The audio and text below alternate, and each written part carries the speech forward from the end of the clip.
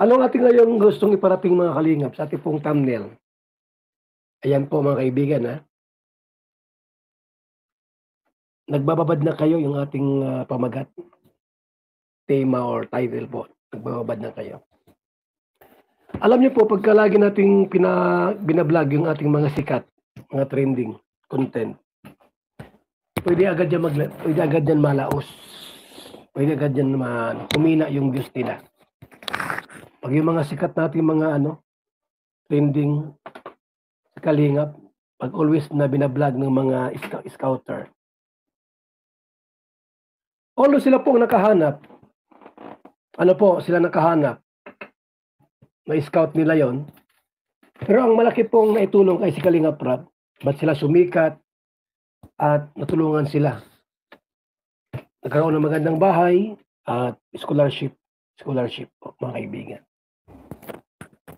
Malaking actually po ang dito, no? Ang labis na nakatulong po ay si Kalinga Prab kasi nag-viral. At nagkaroon po ng mga sponsors, di ba? Like Joy Diwata, Carla, and Beyonce. Nagkaroon ng maraming sponsor. Bongga ang birthday.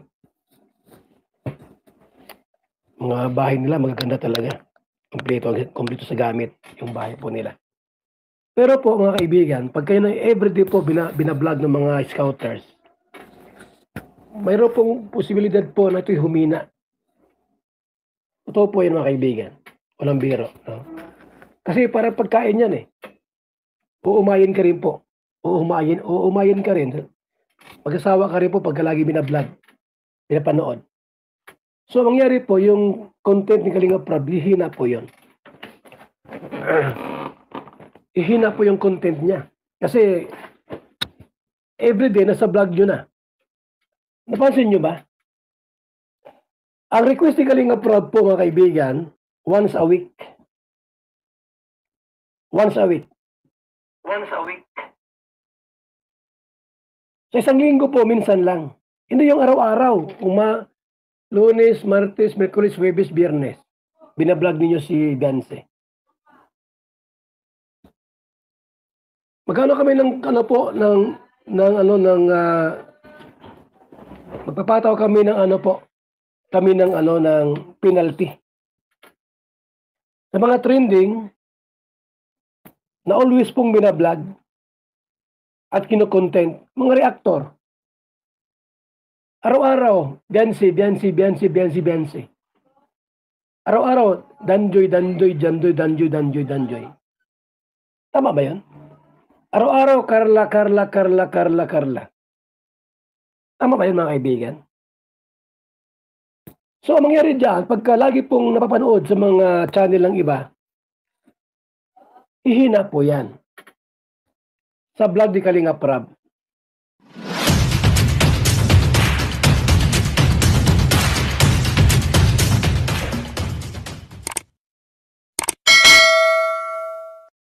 Okay mga kalingap, sana muling mapagpalang umaga, tanghali, gabi po sa inyo lahat. Sana po ang lahat ay nasa mabuting kalagayan at ligtas po sa anumang kapahamakan saan man po kayo dako ng mundo naroroon. Ako po muli ang inyong lingkod, Maestro 21 TV. Ang inyo pong napanood na video clip po mga kalingap ay ating pong kinuha po sa naging live po ni Kuya Bal kagabi po.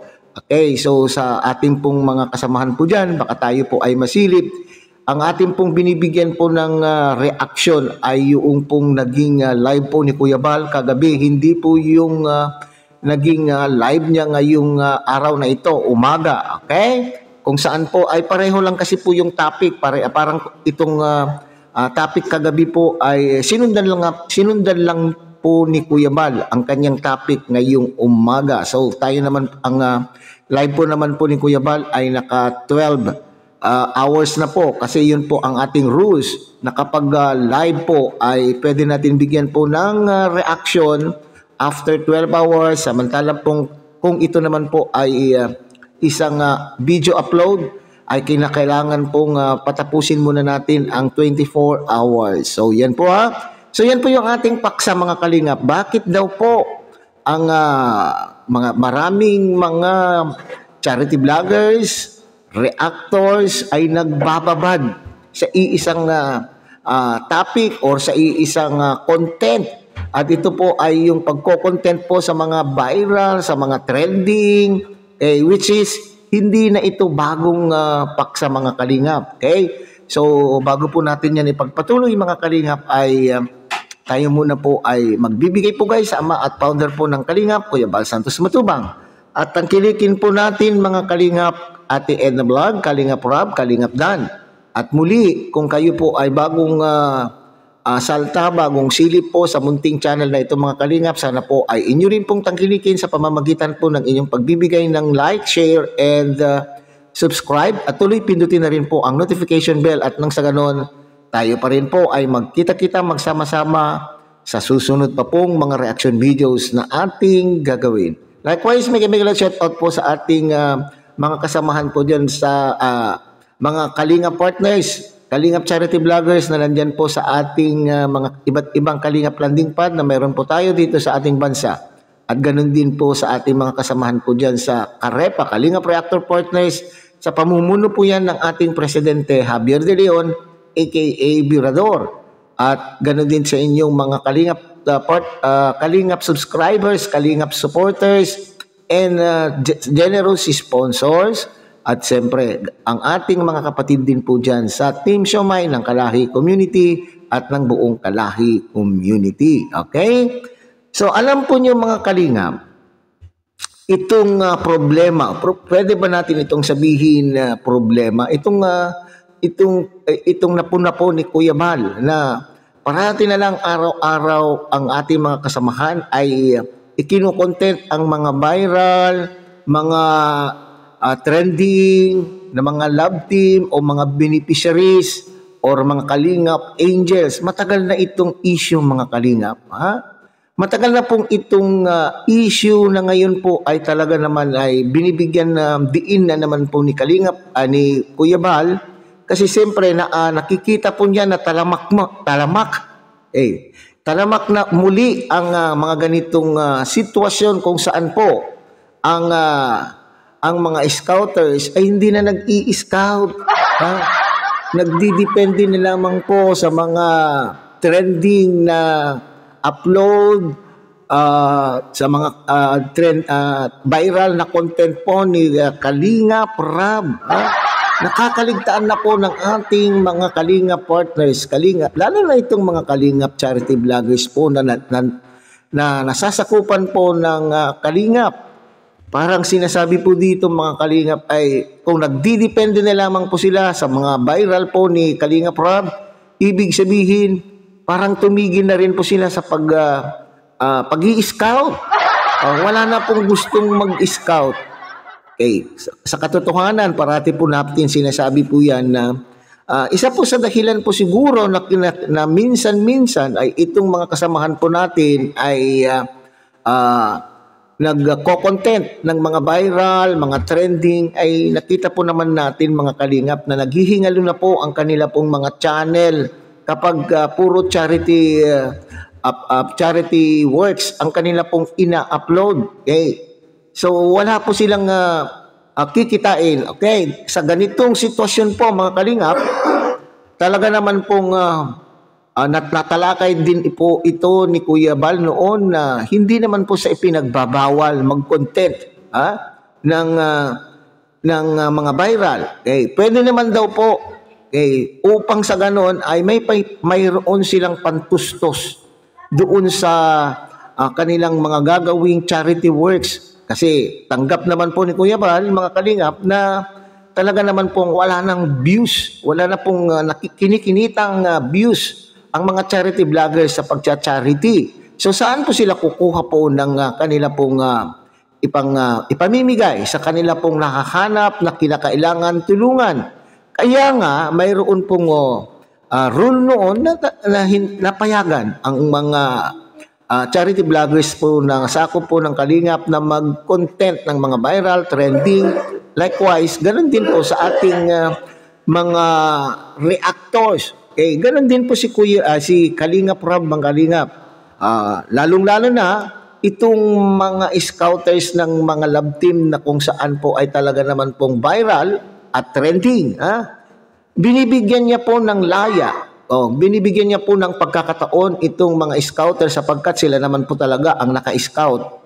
Binibigyan po ni Kalingap Rab ng pribilehyo ang ating mga scouter na pwede nilang i-content ang mga kanila pong na-scout. Pero hindi naman po dapat na araw-arawin, hindi po ba? Kasi sinasabi po dito ni Kuya Bal, mga Kalingap, kasi pag inaaraw-araw po yan, darating ng panahon na maaapektuhan po yung maapektuhan po yung views o maapektuhan yung anong tawag diyan, yung channel po ni Kalingap Rab. Hihina po ang performance ng channel po ni Kalingap Rab at mauumay po ang tao kung araw-araw. So dito marami po tayong nakikita, mga Kalingap. Marami na po tayong nakikitang mga scouters na panay-panay ang content doon sa kanila pong na-scouts. Samantalang sinasabi po noon ni Kalingap Rab na kapag ang inyong na-scout ay ibinigay nyo na po sa akin, sabi po niyan, kung tinurn over nyo na po dito sa channel ko, ay ako na po ang bahala. Ngayon, kung kayo po ay mangingialam pa doon sa inyong na-scout, pwede nang, ang sabi po ni Kalingap Rab, di bawiin nyo na uli o gusto nyo ibalik ko muli sa inyo, kayo na po ang bahalang magpasikat, kayo na rin po ang bahalang maghanap ng mga sponsors. So aminin man natin o hindi, tama po yung sinasabi ni Kuya Bal na ang nagpasikat ng todo doon sa inyong mga na-scout ay si Kalingap Rab. Okay? So maliwanag po yan na ruling, mga Kalingap, na kapag na-scout po ninyo at i-turn over nyo po sa channel po ni Kalingap Rab, hanggang doon na lang po. Wala na po kayong huwag nyo na po silang pakikialaman. Pero binigyan po kayo ng laya, opportunity na mag-content maski pa paano, parang privilege ng ninyo dahil kayo po ang naka-scout. Di po ba? Pero yung iba ay matigas pa rin po ang panga. Matigas pa rin po ang panga na hindi po nila sinusundan po yung pakiusap po ni Kalingap Rab na once in a week na i-content ang kanila pong na-scout. Okay. So, lalo ngayon, panahon na ito, naku po, napuna po ni Kuya Bal, mga Kalingap, na itong mga scouters ay hindi na nag-scout, nawili na po sa pagko-content ng mga viral. Ultimong mga charity vloggers daw po ay mga reactor na. Mga reactor na rin po. At araw-araw, Beyonce. Araw-araw, Danjoy. Okay, araw-araw, Carla. Araw-araw nga, mayroon din pa akong napuna, mga Kalingap. Meron din akong napansin. Itong mga kasamahan po, diyan. Alam po niya naman yung siguro. Nakikita po naman po ninyo sa mga upload po nila. Panay interview po kay Kalingap Edu. Ay, gamit po itong si Kalingap Edu. Mabuti itong si Kalingap Edu ay pinagbibigyan din po sila. Pumapayag din po itong si Kalingap Edu na siya po ay parating nakatamnail ang kanyang mukha at ini-interview po siya na talaga naman po. Dito, pwede naman po sabihin natin na ito lamang po yung na nagpapakita na itong si Kalingap Edu ay talagang sikat na sikat, pero wag naman po natin abusuhin. So ngayon ay sinasabi po ni Kuya Bal na kinakailangan magkaroon ng rules na kapag ganito pa rin po ang ginagawa ng ating mga kasamahan ay kinakailangan mag-impose sila po ng mag-impose po sila ng penalty. Binanggit po niya yan kagabi, mga Kalingap, na ang mga ganitong mga o ang ating mga kasamahan na hindi tutugon o hindi susunod ay bibigyan po o ano yan siya ng penalty na 5,000 pesos. Pero kung doon sa lumang pahayag po ni Kuya Bal ang ating pagbabasihan, yung hindi susunod o hindi magbabayad ng penalty na na-impose ay paalisin sa Kalingap. Yung ayaw sumunod ay umalis sa Kalingap. Naalala ko tuloy yung mga Kalingap noong panahon ni Ate Emmy, Tita Emmy, yung MERD nung panahon na yan, at yung Karaba, yung panahon na yun, kaya na mainit po noon ang community ng Kalingap, ay ipinapatupad po nila yung napag-usapan na kung na kinakailangan ay ang mga scouter, charity vloggers, ay charity. Charity po ang gagawin. Kinakailangan ay may charity works po sila. O ang ibig sabihin nyo, ito yung sinasabi po ni Kuya Bal na kinakailangan mag-scout. Okay. Yung Karaba naman po, sila po yung namumuna sa ating mga kasamahan na puro to na lang BTS at trending ang content ng kanila pong channel at wala na pong mga charity works. At dito nagkainit-initan po noon mga Kalingap.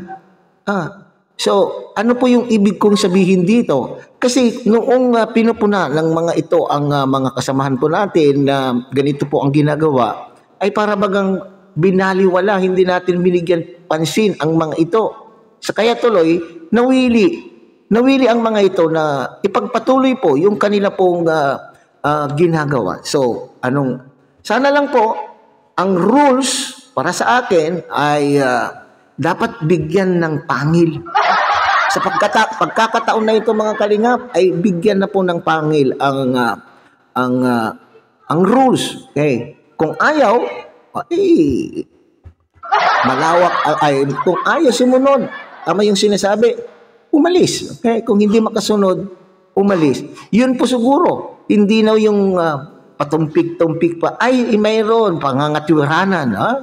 Pangangatwiranan yung kanila pong ginagawa. Samantalang kitang-kita, hindi lamang po tayo na nandito sa loob ng Kalingap ang nakakakita. Ultimong mga viewers po ng Kalingap, alam, nakikita po nila yan.